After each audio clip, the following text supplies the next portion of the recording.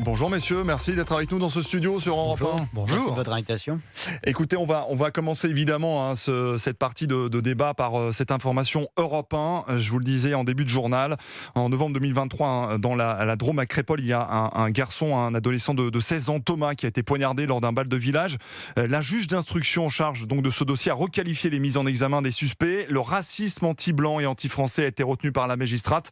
14 personnes, dont 11 mineurs, ont été mises en examen. Alors question peut-être pour commencer avec vous, Jonathan Sixou. Vous êtes donc rédacteur en chef au magazine Causeur. Qu'est-ce que ça dit de l'état de notre pays, de la France, de voir ce drame, de voir ces mineurs qui sont impliqués? Quelle est votre réaction? Je vois deux choses à travers l'information d'aujourd'hui. D'abord, le fait que la justice est capable de voir le réel. J'avais envie de dire bienvenue dans le réel, Madame le juge, parce qu'on se souvient des débats.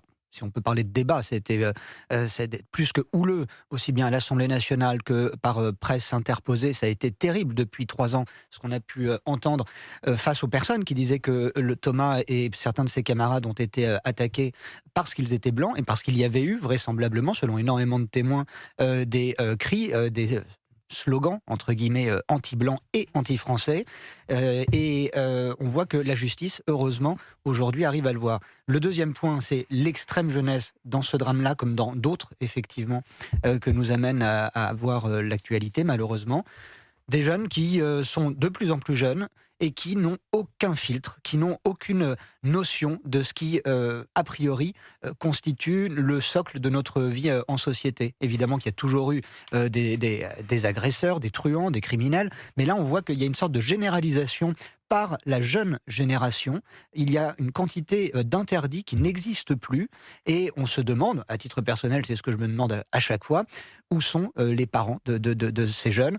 Une dernière réflexion dans la motivation du juge aujourd'hui, ce qui est donc cas aggravant, oui. C'est l'appartenance de Thomas à la nation française.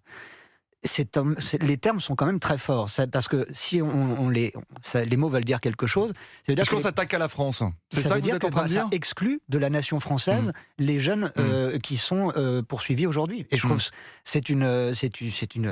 pour moi, c'est un cas très très fort. Alors Sébastien Ligné, est-ce que c'est justement un cas qui révèle l'état de notre pays, de son délitement d'une certaine façon? Parce que c'est vrai que c'est une affaire très forte qui a touché les Français, un jeune de 16 ans qui est décédé lors d'un bal. Moi, je pense qu'on peut assister à un point de bascule dans la compréhension et dans la reconnaissance du racisme anti-blanc. Rien que ce terme-là soit employé par une magistrate, c'est déjà une révolution en soi, parce que il faut quand même se rappeler que ce terme de racisme anti-blanc a longtemps été honni. Il était interdit de parler de ce terme de racisme anti-blanc. Ça n'existait pas, aussi bien dans les sphères judiciaires, mais aussi évidemment dans les sphères médiatiques. On ne va pas refaire toute l'histoire de la réécriture de l'affaire de Crépol par une partie des médias, notamment du service public et notamment de M. Patrick Cohen, pour ne citer que lui. Et on voit quand même que si même la justice, qu'on ne peut pas accuser de droitisation, en tout cas je ne crois pas, est capable de reconnaître, d'aller sur le terrain du racisme anti-blanc, alors en effet on peut assister à un début de révolution. Ensuite il y a un deuxième point, c'est que c'est juste un juste retour des choses et d'une certaine manière une justice, parce qu'il faut quand même se rappeler que quelques jours seulement après le drame de Crépol en novembre 2023, il y avait eu un procès verbal et des dizaines d'auditions qui avaient fait preuve de ces insultes, de ce racisme anti-blanc. Il faut qu'on aille poignarder des blancs. Il y avait ce terme « guerre », qui est un terme péjoratif qui vise les personnes blanches. C'est un terme issu des mots, on va dire, maghrébins, qui est très employé par les Français issus de l'immigration pour désigner les blancs de manière péjorative. Et donc, ce PV avait été un petit peu enterré. Et il avait disparu, il était remonté seulement à la surface quelques mois plus tard, et on s'était demandé pourquoi ce PV, qui attestait d'insultes caractéristiques du racisme anti-blanc, avait disparu. Donc c'est un juste retour des choses, et peut-être le début d'une reconnaissance officielle, j'ai envie de dire, du racisme anti-blanc. Alors, on parle justement de ces qualifications pénales que la magistrate donc a dites retenues dans son rapport. Le racisme anti-blanc et anti-français. Est-ce que pour vous, Sébastien Ligné, c'est quelque chose de rare? Est-ce qu'elle a fait preuve de courage pour une magistrate de retenir ses qualifications? Sébastien, Vas-y, Jonathan. Ouais. Sébastien, Jonathan Sicou. Dans le climat, et comme Sébastien l'a dit, effectivement, la justice française nous démontre quasiment à longueur de journée qu'elle ne se place pas vraiment à la droite, même centriste de l'échiquier politique. Donc dans ce climat, effectivement, dans ce climat idéologique, on pourrait dire qu'elle a fait preuve de courage. C'est pas le terme qui me vient en premier lieu à l'esprit. Je pense qu'elle a effectivement... Parce que je pense qu'elle a eu entre les mains des témoignages, des procès-verbaux, des documents suffisamment forts.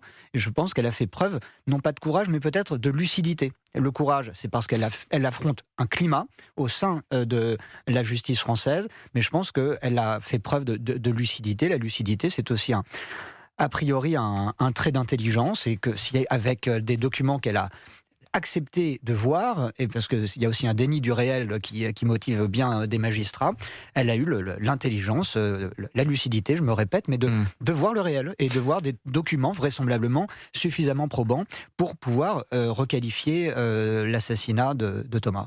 Alors, vous êtes sur Europe 1, 13h23. On parle de ce drame à Crépol avec Thomas poignardé il y a 3 ans dans un bal de village. Et avec vous, Sébastien Ligné, journaliste et chroniqueur politique, on parle de cette qualification, de cette circonstance aggravante retenue par la magistrate. Racisme anti-blanc, racisme anti-français, ça veut dire quoi ? C'est très intéressant en fait. Et je suis d'accord avec Jonathan, le fait qu'on ajoute au racisme anti-blanc la notion d'appartenance à la nation française.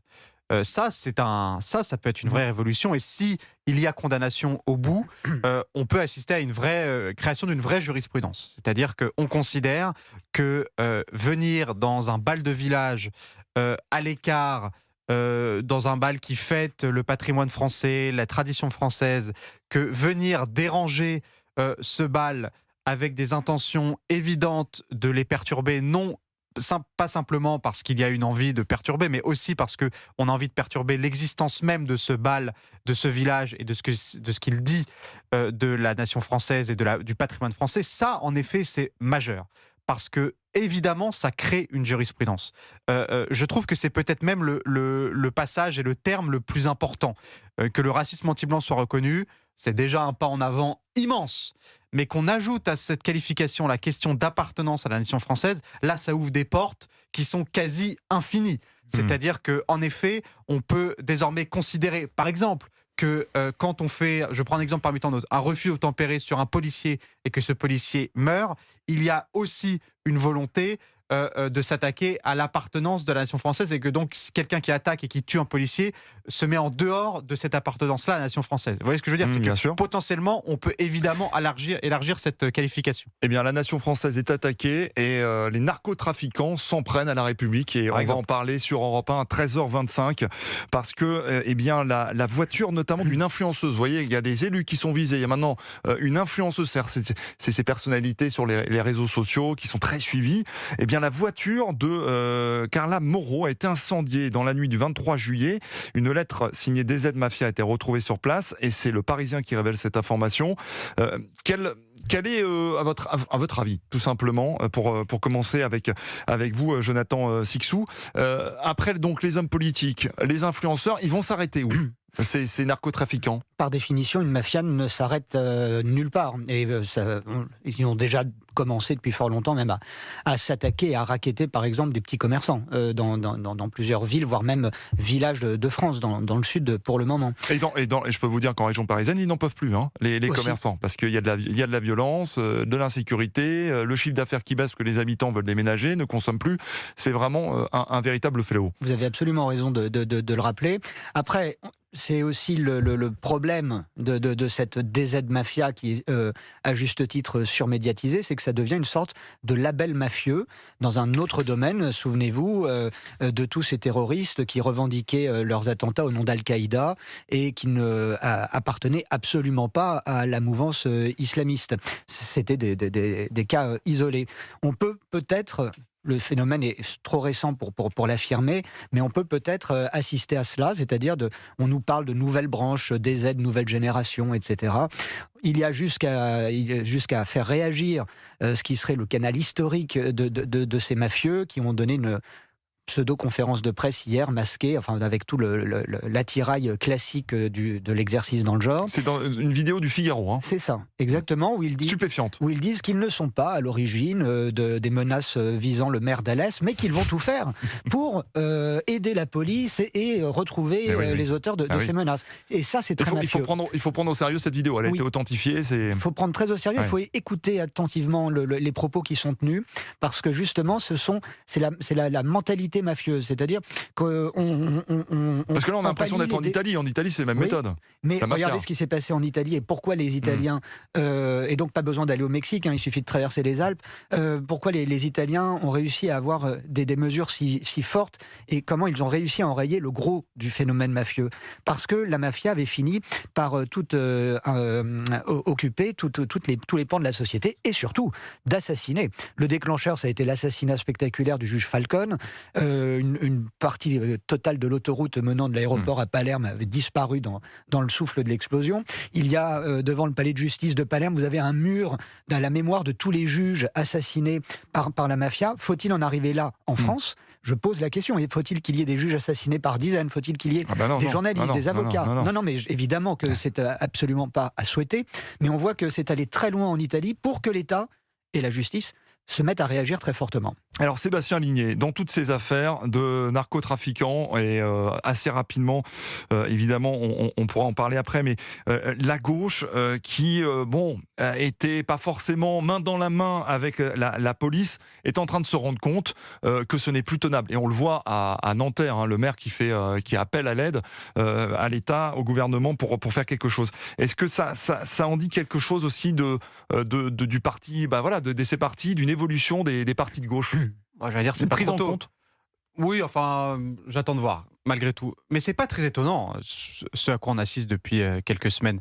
C'est-à-dire qu'on est totalement dans ce que Bruno Retailleau et Gérald Darmanin ont courageusement nommé le narco-terrorisme. C'est-à-dire qu'on est évidemment dans des actions à but terroriste. Le but, c'est d'envoyer des messages, c'est de s'attaquer à des symboles. On s'est attaqué au symbole de la famille d'Amin Kessassi à Marseille. On s'attaque au symbole républicain qu'est le maire. Aujourd'hui, on s'attaque à des influenceurs. Peut-être que demain, ce sera des avocats, des journalistes. Peu importe. On s'attaque à des symboles pour dire quoi ? Pour faire passer un message. Pour dire, vous n'avez plus le contrôle. Dans certains territoires, c'est une autre loi, d'autres mœurs qui s'appliquent. Et finalement, nous avons pris le contrôle. C'est une logique terroriste classique qu'on a vu dans tous les pays. Et aujourd'hui, ça se conjugue avec le narcotrafic. Donc en cela, ce n'est pas très étonnant. Là où on pourra peut-être plus en parler, c'est sur l'ampleur du phénomène qui devient de plus en plus inquiétant. Sébastien Ligné, journaliste et chroniqueur politique, et Jonathan Sixou, rédacteur en chef au magazine Causeur.